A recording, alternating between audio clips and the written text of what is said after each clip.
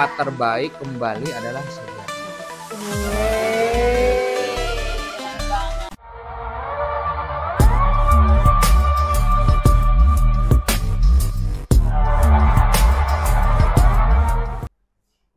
Assalamualaikum warahmatullahi wabarakatuh. Waalaikumsalam warahmatullahi wabarakatuh. Oke besi santri, dalam hiruk-pikuk kehidupan modern ini seringkali kita merasa haus akan pencerahan dan petunjuk. Nah, Besti Podcast Assalamualaikum Ustadz ini hadir untuk menjadi oase di tengah gersangnya dunia. Melalui obrolan santai namun syarat makna, podcast ini hadir untuk menemani Anda dalam menuntut ilmu agama dan berbagi cerita inspiratif bersama tentunya Ustadz Iqbal Muhammad. Kita akan menggali lebih dalam tentang ajaran Islam dan penetapannya di kehidupan sehari-hari bersama Menara Fajar TV. Inspirasi baru santri Indonesia. Wah, rame banget kayaknya ya audiensnya. Oke Besti, kita semua pasti pernah merasa terpapar dengan orang-orang yang nggak membawa dampak positif dalam kehidupan kita kan ya? Nah, entah itu di pertemanan, keluarga, sekolah, atau bahkan di media sosial, selalu ada aja orang nih ya yang bikin kita merasa stres, cemas, atau bahkan ngerasa nggak cukup baik. Mungkin ada teman atau kenalan yang sering banget ngomongin kita di belakang, atau mungkin ada orang yang selalu membanding-bandingkan kita dengan orang lain tanpa memberi dukungan, atau di media sosial. Kita mungkin sering banget ketemu dengan komentar-komentar yang negatif. Relate gak nih Besti Santri?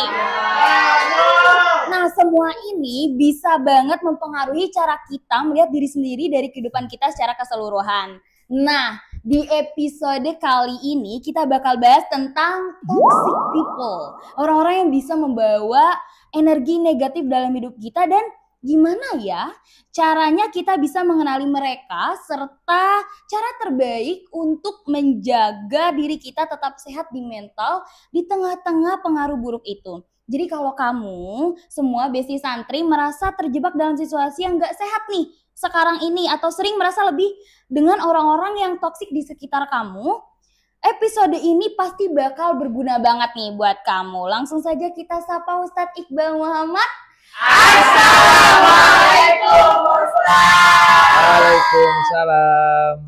Baik. Ustadz apa kabar Ustadz? Alhamdulillah baik. Ketemu lagi ya sama Ustadz Iqbal. Iya, kita ketemu lagi ya. Sekarang saya nggak pakai hijau, kemarin pakai hijau, sekarang kamu yang pakai hijau ya. Iya. Nah Ustadz, langsung aja kali ya Ustadz ya. Ya, boleh. Nah, ngomong-ngomong tentang toxic people ya Ustadz, apa sih pandangan Islam tentang perilaku orang yang toxic dalam masyarakat ataupun pertemanan nih Ustadz? Saat ini kan lagi ngetren ya di TikTok ya Besti, kayak toxic people atau toxic relationship, toxic friend atau segala macam itu. Menurut Ustadz gimana tuh? Ya, berarti kita lagi pada zaman tertoksik gitu kali ya. Semuanya serba toksik gitu ya, disebutnya gitu. Baik, kalau pertanyaannya tentang bagaimana Islam memandang toxic people ya, artinya kita juga harus tahu toxic sendiri itu apa. Iya benar banget. Bener kan? Kalau kita gambaran secara umum, kalau orang ngomong toxic itu kan artinya satu hal yang negatif, bener ya? Atau secara arti sendiri toxic itu kan seperti racun ya. Racun yang memberikan dampak negatif kepada orang-orang yang di sekitarnya, kira-kira begitu kan? Iya benar. Nah berarti bagaimana Islam memandang orang-orang yang merugikan orang lain lah, kira-kira gitu ya. Nah sebenarnya jangankan satu dua hal yang dimiliki oleh orang itu, dirinya sendiri aja, diri orang itu sendiri Islam sangat menghargai. Perasaannya aja Islam itu sangat menghargai. Jadi Islam itu memandang bahwa perasaan aja benar-benar harus dijaga dan itu memiliki kedudukan yang tinggi. Ada satu kisah Kak Rimbi, waktu suatu ketika Rasulullah SAW ya beliau pernah mendapatkan ada orang miskin, kira-kira gitu. Ada orang yang penampilannya nggak meyakinkan lah, datang ke Rasul nih bawa satu kalau anggur itu satu ikat kali ya, satu ikat anggur satu ikat ya. anggur gitu ya, satu ikat anggur. kemudian dikasih ke Rasul, lalu diminta untuk mencicipi, dihadiahkan lah kira-kira gitu. Rasul makan satu buah dulu akhirnya. Ketika dimakan satu buah, akhirnya buah kedua dimakan sama Rasul, buah ketiga dimakan, buah keempat. Sahabat tuh sampai ngeliatin, biasanya Rasul itu setiap makan pasti membagi. Kali ini sahabat menunggu-nunggu tapi nggak dibagi-bagi, nggak dikasih gitu kan, kayaknya melas banget gitu ya. Ini kalau teman-teman makan gitu ya, sendirian ada temen, kan kalau nggak dibagi tuh sedih gitu ya. Iya kan? Kayak gimana gitu. Udah mupeng ya. Nah, Rasul yang punya kebiasaan kayak gitu, sama sahabat juga lihatnya, Allah, Rasul kenapa ya? Apa kita lagi dicuekin, sampai anggurnya habis, bayangin satu ikat gitu kan. Tapi perasaan orang yang memberi, orang miskin tadi apa? Seneng nggak? Seneng kan? Hadiahnya dihabisin semua sama Rasul. Akhirnya begitu orangnya seneng, ucap terima kasih, akhirnya pulang, ditanya sama sahabat, ya Rasul, kok nggak dibagi sih saya gitu. Ya kan, kok saya nggak dikasih, kan biasanya Rasul ngasih gitu. Kata Rasul, coba bayangkan teman-teman, indahnya sekali. Tahu nggak anggur yang diberi sama orang itu rasanya apa? Rasanya asem banget. Jadi Rasul nggak ngasih kali ya? Ya itu, aku takut kalau kamu makan juga anggurnya, khawatir kamu tuh nggak bisa nahan ekspresi yang. Jadi si orang miskinnya itu tersakiti, ya, iya, tersinggung jadinya. Tapi kata Rasul, tapi aku habiskan semua rasa asam ini biar kalian tidak menyakiti orang tersebut. Wah, kan ya? Keren banget. Jadi apa ya? Rasul juga memandang bahwa perasaan orang itu juga harus sangat dijaga, gitu. Maka kalau bayang kita tadi tentang toxic people yang sampai merugikan ke hal-hal yang kita punya, gitu ya. Islam sangat-sangat tidak setuju dengan dan sangat kontra dengan orang-orang yang seperti itu. Orang-orang toxic people, betul sekali. Ya, mudah-mudahan kita jangan jadi orang toxic gitu ya. Kalau teriak-teriak itu toxic bukan sih ya? Oh, itu bukan. Terlalu semangat. Oh, terlalu semangat. Antusias benar. Aduh. Nah, Ustadz, kalau misalkan tadi kan dalam Rasulullah ya, Ustadz, udah ada kisahnya. Nah, kalau apa nih panduan dalam Islamnya untuk mengenai hubungan dengan orang yang suka menyebarkan fitnah atau kebencian? Jadi gimana nih Ustadz cara mengatasinya, ataupun kita gimana ya cara pandangan kita dengan orang yang toksik? Respon kali ya. Respon kita terhadap pengaruh-pengaruh toksik gitu ya. Terutama juga relate nih sama teman-teman santri ya kan, sama you semua ini. Ya kan masih banyak ini ya komunitas dengan teman-temannya kan, di sekolah, di asrama, di mana gitu. Pasti tuh menemukan barangkali gitu ya. Bagaimana pengaruhnya? Kalau saya sih lebih cenderung beranggapan begini Kak Rimbi. Sebelum kita merespon orang yang itu artinya satu hal yang di luar, eksternal, kita harus juga melihat bagaimana internal kita. Kita harus kembali melihat diri kita dulu. Gitu.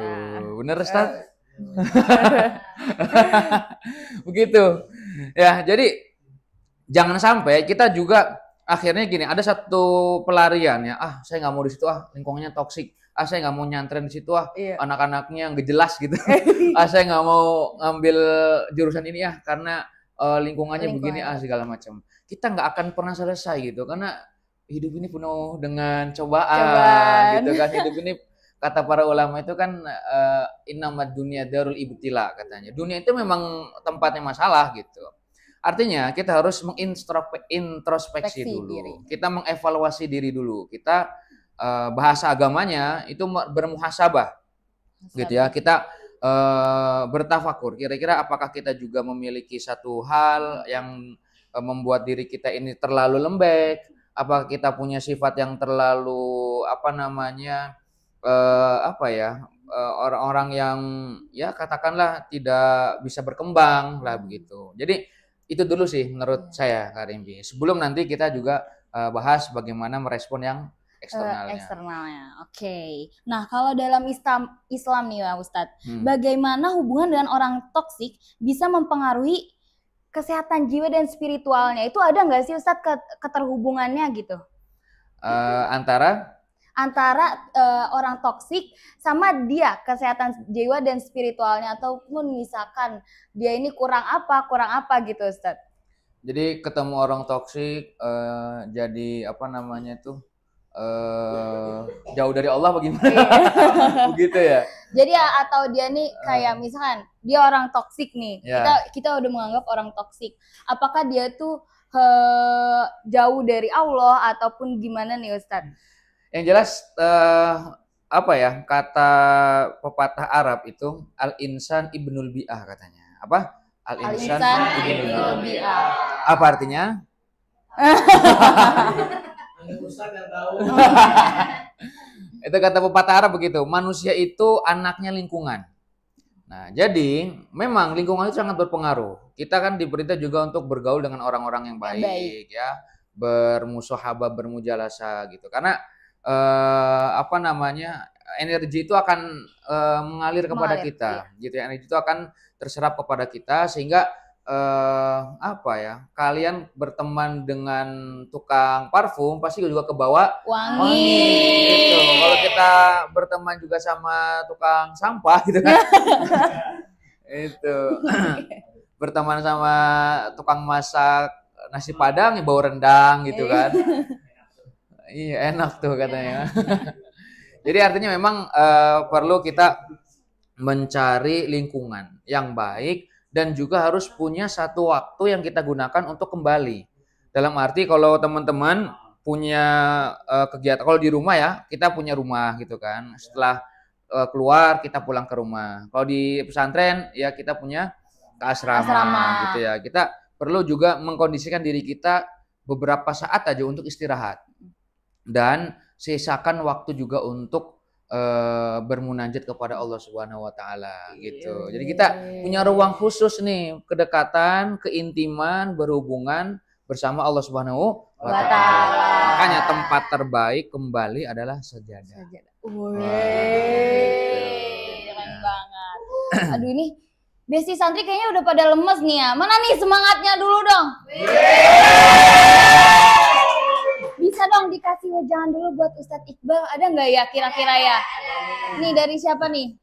Ayo, dari Angel ya, Angel ya. Terima kasih. Angel yang kemarin bukan sih? Oh iya benar. Rahasia kan, rahasia. Rahasia. Aku tuh Angelnya beda nih sama kemarin. Ini saya terusin aja ya. Iya benar. Boleh Ustadz, silakan kalau misalnya mau sambil dimakan juga boleh. Disclaimer dong kita. Oh ya disclaimer. Nah Ustadz, lanjut kali ya. Ya, boleh. Nah, apa sih bahayanya yang bisa timbul jika misalkan kita tuh terus-menerus berada di sekitar orang-orang yang toksik nih Ustadz? Bahaya? Iya, bahayanya. Ya, artinya tadi setelah kita apa namanya ya, mengintrospeksi diri, kita bermuhasabah, kita bertafakur, kita mengevaluasi diri gitu ya. Bahkan kata ulama dikatakan ini ada yang mengatakan ini sebuah hadis, ada juga tidak mengatakan seperti itu. Bahwa kata perkataan itu adalah at-tafakkuru sa'ah khairum min ibadati sana. Tafakur yang sesaat, evaluasi yang cuma sesaat itu lebih baik daripada ibadah 1 tahun. Gitu. Jadi bukannya kita nggak ibadah setahun, tafakur doang gitu ya. Nggak sholat setahun. Nggak, ini pentingnya kita mengevaluasi diri. Tadi ya, itu step pertama. Setelah itu, kalau tetap masih ada dalam lingkungan atau pengaruh-pengaruh toksik, kita juga bisa menanggulangi itu. 1, perbanyak tadi, kita punya hubungan intens kepada Allah Subhanahu wa taala. Perbanyak doa tuh, ada doa bagus. Rabbi shrahli sodri wa yassir li amri wahlul 'uqdatam min lisani yafqahu qawli. SD-nya lulus semua. Iya, itu kan doa yang sering kita ucapkan ya. Iya benar. Artinya apa? Ya Allah, berikanlah kelapangan dada. Gitu ya. Wa yassir li amri, perbaikanlah apa namanya urusan kita, perbaiki urusan kita ya Allah. Dan yang terakhir apa? Apa tadi? Wahlul 'uqdatan min lisani yafqahu qawli. Kita juga meminta agar ucapan kita didengar oleh Allah, oleh mereka, oleh orang-orang sekitar. Gitu, sehingga kita menghadapi orang-orang toksik itu tenang gitu ya, karena kita sudah dibantu pengaruh bimbingan dari Allah. Yang kedua, ketika kita punya apa namanya komunikasi pun kepada mereka bisa mendengar kita gitu. Jadi kita sebenarnya nggak terpengaruh tuh Karena kan kita di antara dua hal, kita yang terpengaruh atau kita yang mempengaruhi. Benar. Gitu ya? Benar. Kita ini hidup nggak hilang dari dua hal. Entah kita itu yang terpengaruh atau kita yang Mempengaruhi. Justru kita harus mempengaruhi orang-orang yang toksik tadi. Ya, pertama dengan membentengi diri tadi, membaca doa, kemudian doa yang di dalam itu ada mengucapkan adalah kita bisa didengar oleh mereka-mereka. Dan ini juga bisa menjadi senjata ampuh ketika kita menghadapi orang-orang toksik. Nah, kalau dari tadi kan udah ngebahas tentang toxic people, berarti orang-orang toksik. Ya. Nah, Ustadz, kalau misalkan kita nggak ngerasa nih, sebenarnya kita tuh orang toksik. Nah, gimana itu Ustadz tanggapannya? Jadi kita terus-menerus nih bilang kalau misalkan orang-orang itu orang-orang toksik gitu. Tapi kita nggak ngerasa kalau misalkan diri kita itu sebenarnya toksik gitu. Ya ini kembali kepada tadi ya Kak Rimbi. Ketika gini teman-teman, kita punya satu role model yaitu siapa? Rasulullah.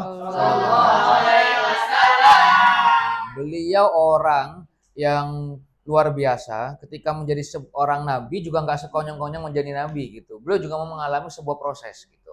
Bayangkan ketika Nabi Muhammad dalam kondisi yang terhimpit gitu ya, kekacauan yang ada di kota Mekah, kan pusing tuh. Itu toksik banget nggak?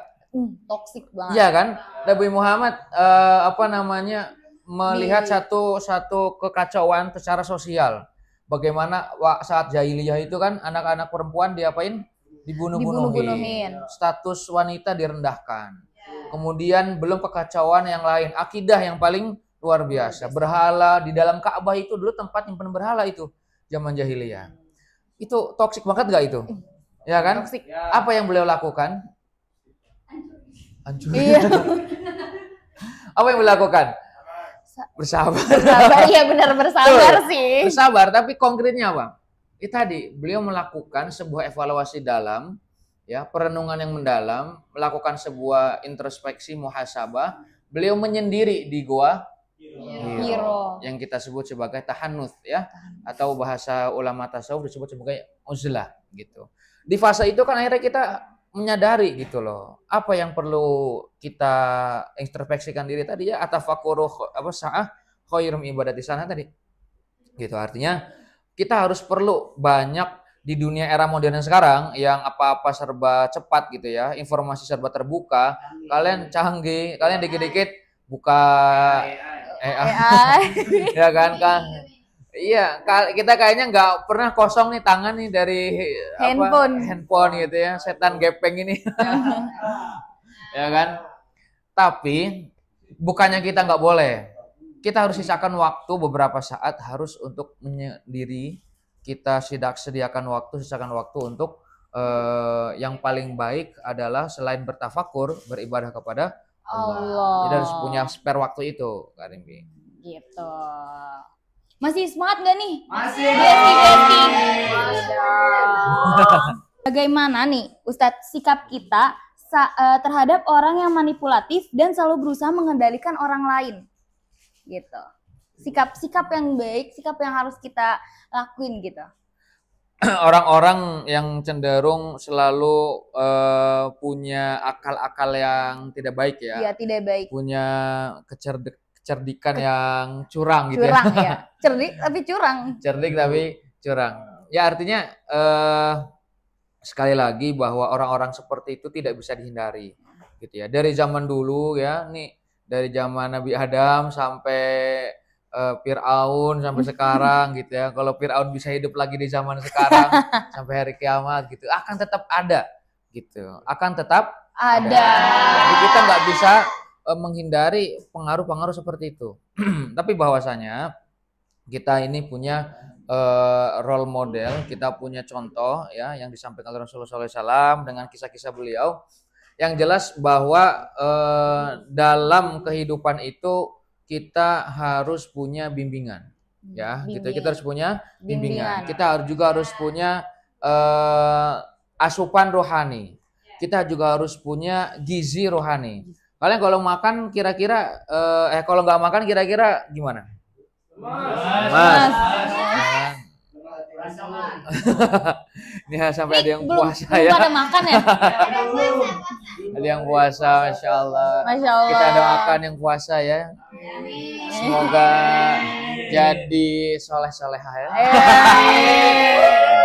Kalau orang sekarang ngomong gitu, jadi orang yang punya spek yali-yali. Ya, jadi artinya ketika tubuh juga memiliki asupan, punya energi yang harus diisi, rohani kita juga harus ada gitu. Maka pembahasan kesehatan mental ya, pembahasan psikologi Islam sebenarnya tidak jauh dari bagaimana rohani ini terisi, bagaimana hati kita terisi, bagaimana ruang jiwa kita ini juga terisi gitu ya. Tentunya dengan apa? Dengan bacaan-bacaan yang bermanfaat gitu. Dengan ilmu ilmu itu juga mengisi rohani loh gitu ya. Ilmu yang bermanfaat tentu, atau dengan zikir-zikir gitu ya, dengan kalimat-kalimat yang afirmatif, yang positif. Kalian kalau ngedengerin lagu, kira-kira bisa terbawa suasana nggak, Karin?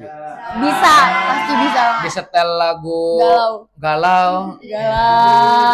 Disetel lagu Avenged Sevenfold tuh yang jeduk-jeduk gitu. Banget ya. Disetel lagunya Panji Sakti. Rindu ada. Itu ya. Sekarang lagi terpanji-panji gitu nih. Tanpa aku. Itu kan terbawa suasana ya. Artinya sebenarnya telinga kita itu juga bisa menangkap suara yang itu bisa diresapkan masuk ke dalam tubuh loh, sampai mempengaruhi pikiran kita, jiwa kita, ya kan? Iya benar. Nah, kalimat-kalimat lagu positif itu juga bisa mempengaruhi bagaimana kalimat yang lebih agung, yaitu kalimat zikir. Masya Allah. Itu. Jadi makanya kita sering zikir la ilaha illallah setiap sholat. Itu kan itu sebenarnya juga treatment agar bagaimana mental kita tuh baik. Gitu. Oke. Terakhir nih, Besti kalau misalnya ada yang mau nanya. Ya, siap. Ya, saya mau nanya, Ustaz. Ya, boleh. Apa nih? Mau Ustaz, bagaimana caranya agar bisa mengingatkan teman kita yang toxic people itu, Ustaz? Karena di lingkungan pertemanan saya sepertinya banyak yang toxic people. Oke, jadi apa? Ada nih salah satu nih. Ini namanya siapa ya? Faktor. Nih, Mas Faktor ini ada Angel, ada Mas Faktor. Ya. Jadi nanya katanya, bagaimana cara kita apa tadi? Untuk mengajak teman kita yang toxic people untuk berubah. Soalnya kan di lingkungan ini kan pasti banyak ya Ustadz, kayak teman-teman kita. Berarti toxic friends ya. Toxic friend itu berubah gimana sih caranya Ustadz biar dia itu berubah gitu? Saya akan kembalikan kepada pembahasan tadi. Ini yang untuk nanya Mas Faktor ya. Iya, Mas Faktor. Apa kembalikan permasalahan? Pertama, sebelum kita merubah orang lain, rubah diri kita dulu. Itu yang pertama ya. Makanya ada kalimat ibda binafsik. Kita mulai. Ya, kalau tadi pembahasannya kita evaluasi diri dulu. Setelah kita bisa merubah diri kita bisa mengevaluasi diri kita usahakan tadi ketika lisan sudah tidak mampu gitu ya, tangan dalam arti bukan nampol gitu. Maksudnya kita bergerak gitu, mengajak dengan pemotivasi, dengan usaha yang maksimal gitu ya. Sudah tidak didengar lagi, sudah tidak diabaikan lagi, maka cukuplah kita ucapkan doa kepada dia agar dia bisa kembali kepada jalan yang benar. Gitu.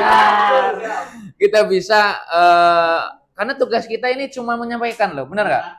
Ya kan? Bahkan Rasulullah SAW juga begitu. Kata Allah, innaka latahdi man ahbabta. Kamu tidak memberi hidayah kepada orang yang kau cintai. Gitu. Hatta Rasul, sekalipun Rasul itu juga tugasnya hanya menyampaikan. Urusan dia bisa berubah itu bukan urusan kita, ya kan? Yang maha membolak-balikkan hati adalah Allah. Mungkin ada lagi? Ayo yang mau nanya. Mas Jeffrey bisa kayaknya. Jeffrey. Nih kayaknya kan Mas Jeffrey ini sering itu ya bergaul dengan orang-orang yang famous. Apakah orang famous itu toksik atau tidak ya? Ini Jeffrey Nicole KW berapa? Jeffrey. Ayo bisa. Ini Ustaz, saya mau nanya. Jadi bagaimana sih Ustaz? Jangan nanya ke kuliah Al-Azhar ya. Udah, tonton podcast yang sebelumnya. Bagaimana sih Ustaz tips-tips atau cara gitu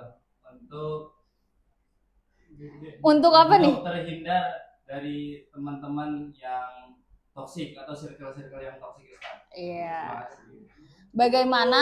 Bagaimana cara untuk terhindar dari orang-orang atau circle-circle. Jadi Gen Z itu sekarang jadi lagi banyak circle-circle gitu ya, geng-geng gitu ya, geng-geng.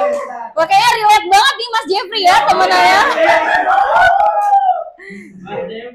Ada. Ini saya kira di semuanya ya. Perempuan juga pasti relate ya. Ada kubu sana, ada kubu sini ya kan. Ada geng gue, ada geng lu gitu ya. Iya, benar. Gue, lu gitu ya.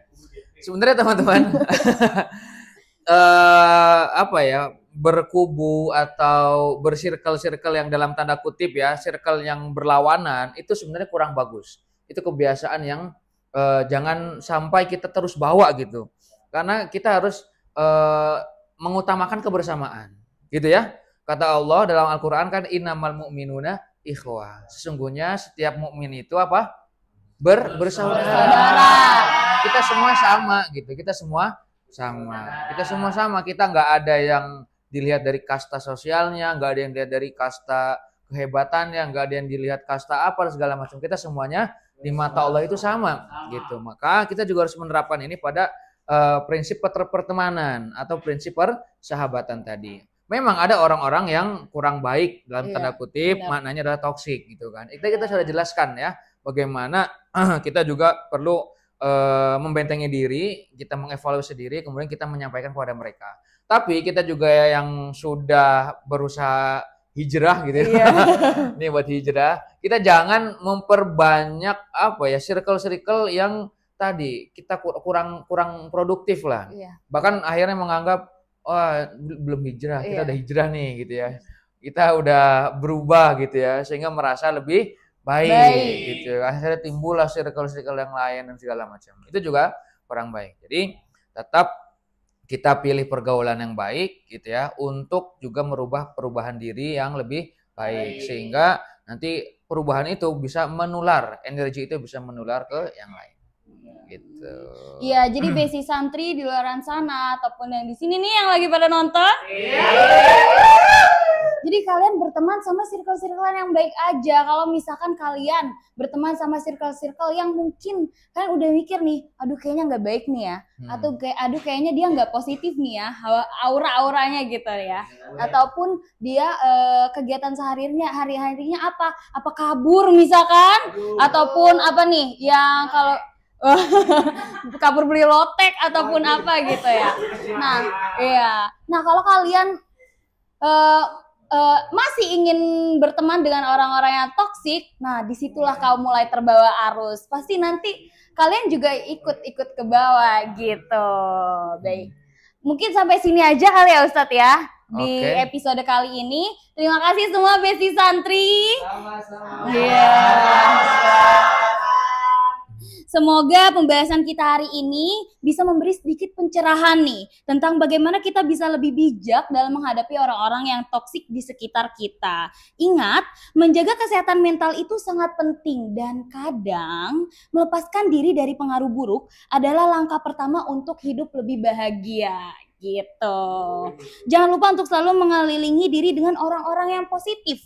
Oke? Jika kamu merasa ada orang toksik yang perlu dihadapi, ingatlah untuk tetap tegas dan prioritaskan diri sendiri dulu.